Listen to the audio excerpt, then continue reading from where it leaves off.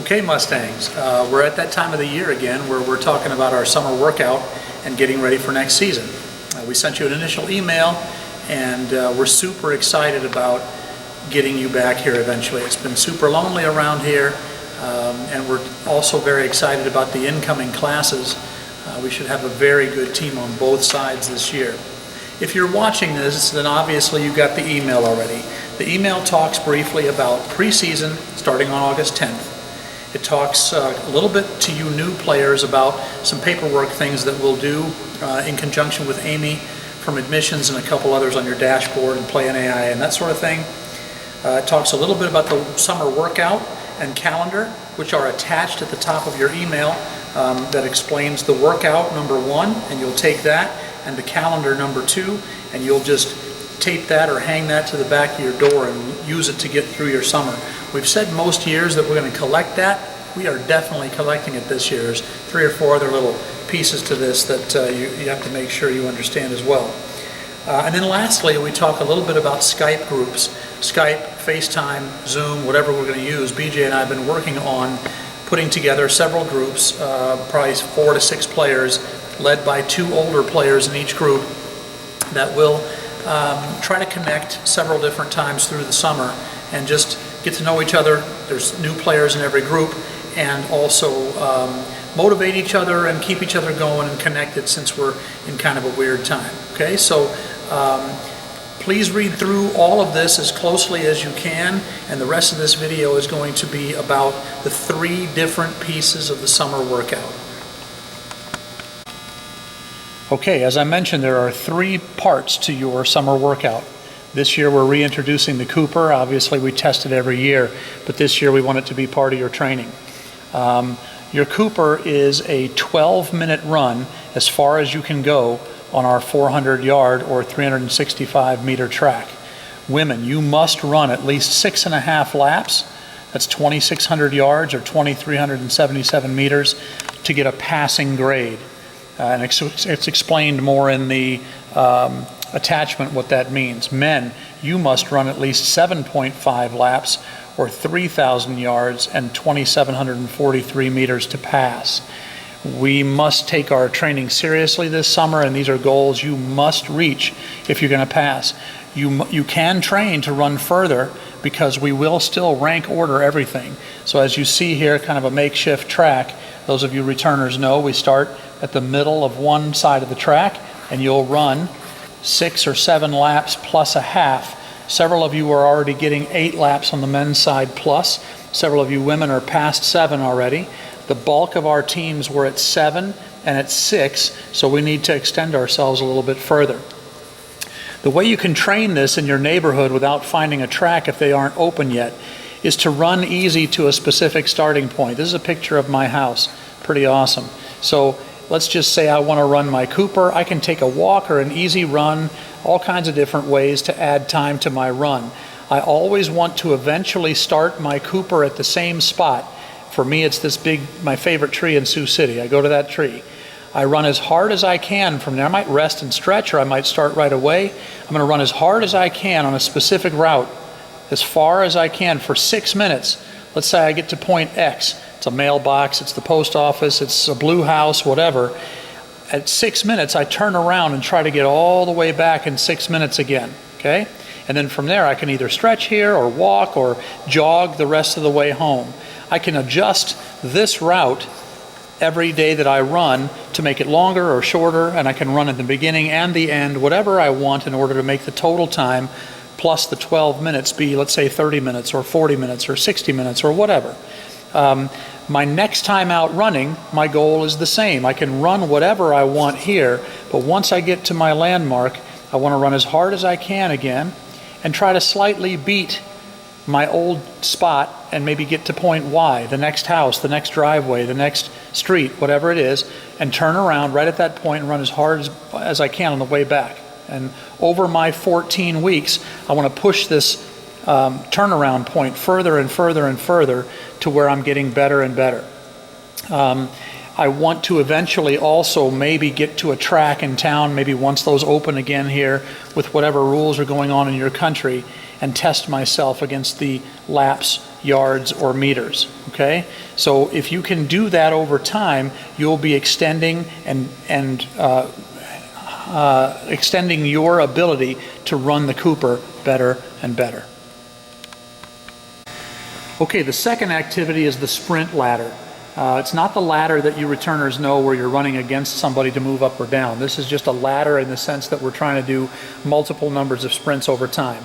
What Pedro is doing, he's on the sideline of our makeshift soccer field. The soccer field is running, he's on one of the sidelines and will run to the other sideline. So what he will do is, with his timer in his hand, his phone in this case, he will run on a 30 or 25 or 20 second clock. When he's ready to start, then he will start and run and sprint all the way across. He's just jogging now, but obviously normally he'd be sprinting. When he gets across, the remaining time on his 30-second clock is what he'll use to rest. Normally he can make this 61 yards in about 7 or 8 seconds. He'll have 22 or 23 seconds to rest, and when he's ready, he'll go again, or when the clock gets to 30, I should say. He is going at the top and bottom of each minute when he's on a 30-second clock. And at the other end, he'll just rest as long as it takes to get back to the top of the minute now. So when he's there, he'll go again. He'll sprint as fast as he possibly can. And when he gets to the other end, he's got the remaining time of whatever's left in that 30 seconds to rest. What he's doing over time then is he's trying to, over time, not only add the number of sprints that he can do in a session, but also cut the rest time in between each sprint. Okay, this is what Pedro just did. So if you look at, this will be also sent to you as a picture. Each one of these will be sent to you as a picture. Women, your distance is 53 yards or 48.5 meters. Men, your distance is 61 yards or 55.7 meters. The markings are on a football field narrower than our actual soccer field. It sits inside. If you start your training this summer on a 30-second clock, you would sprint one way on the 0 and the other way on the 30 each time. 0, 30, 0, 30. And you remain at that end and rest for the rest of the time, okay?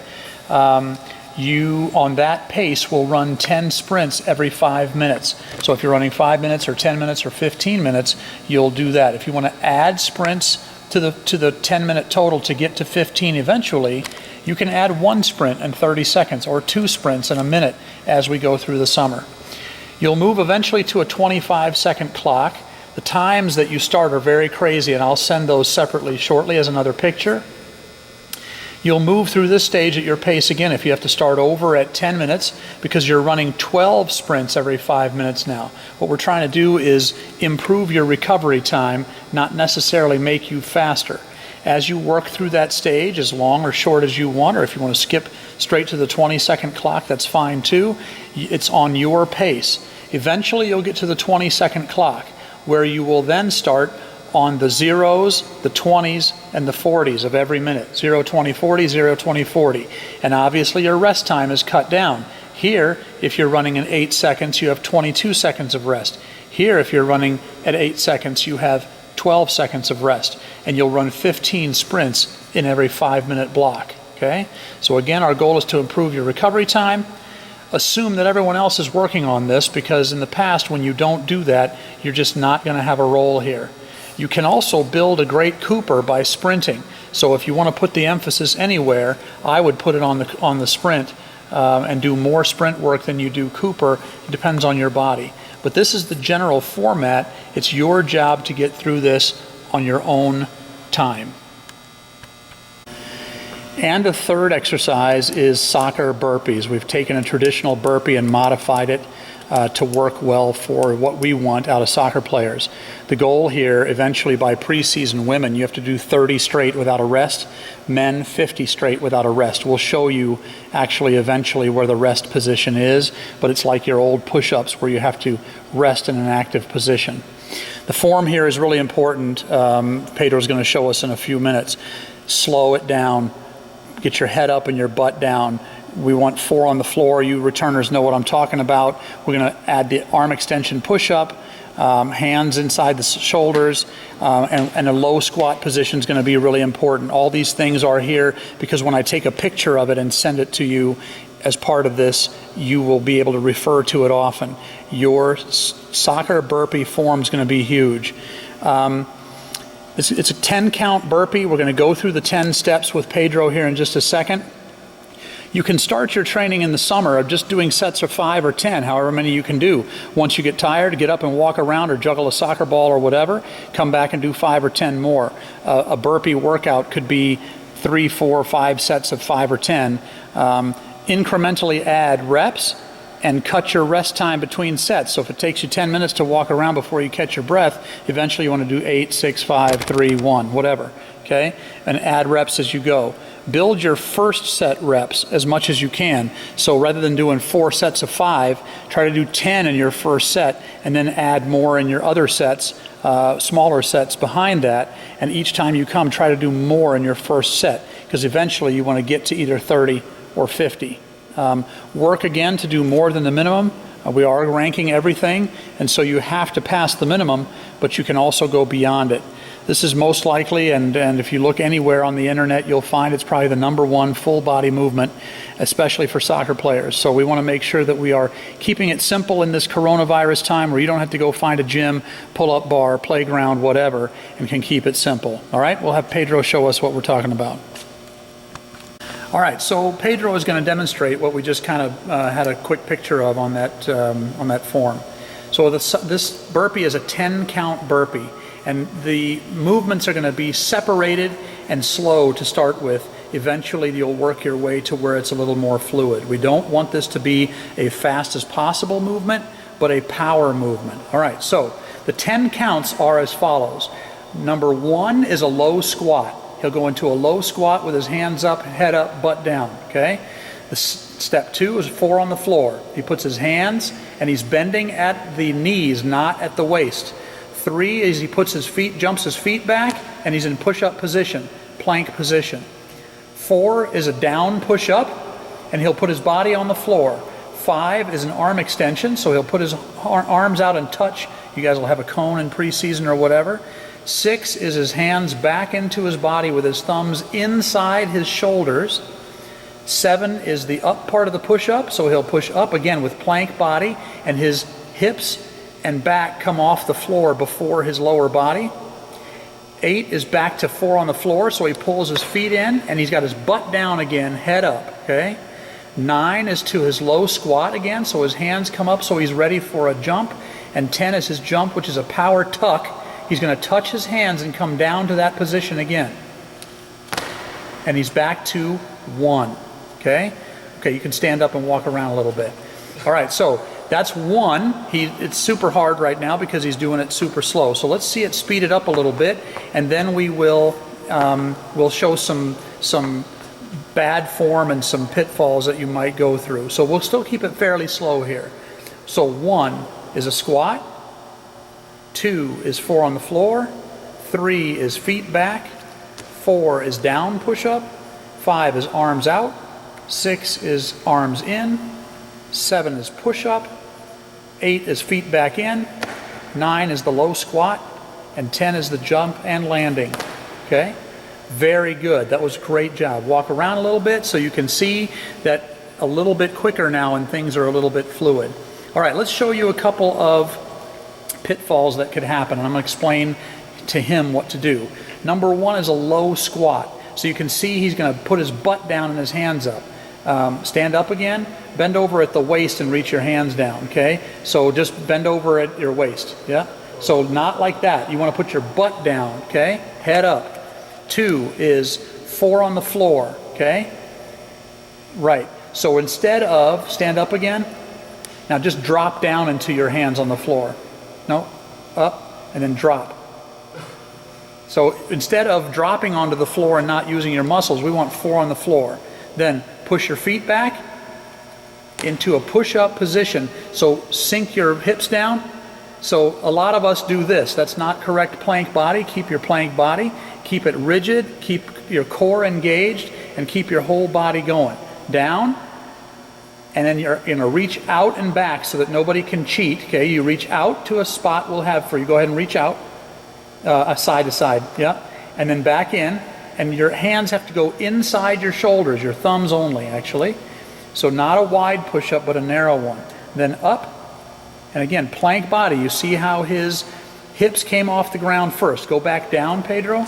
And now just bring your upper body off first. That's how a lot of us do it. Okay, do it again. Same type of thing. See how he's coming off kind of like a, there you go. That's what we want, a plank body. Now the next tough one is to bring your feet back in and keep 4 on the floor.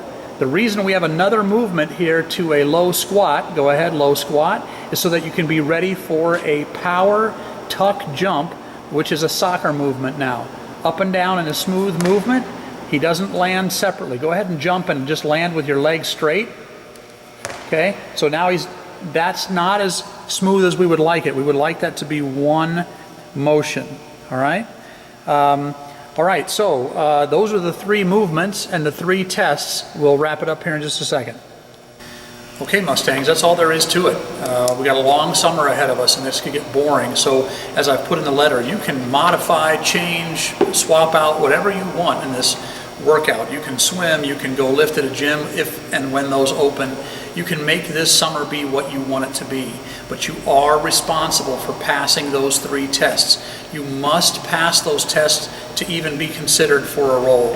Whether you're a great player who hasn't been fit in the past, or whether you're a fit player who hasn't had a role in the past, fitness counts, and as I put in the letter, your daily player rating when we play games and move you up and down fields counts as well. So we're going to be very good teams on both sides. We'll have competition for positions all over the field, and so you can't just walk in here like you do in high school or maybe your club and have your position.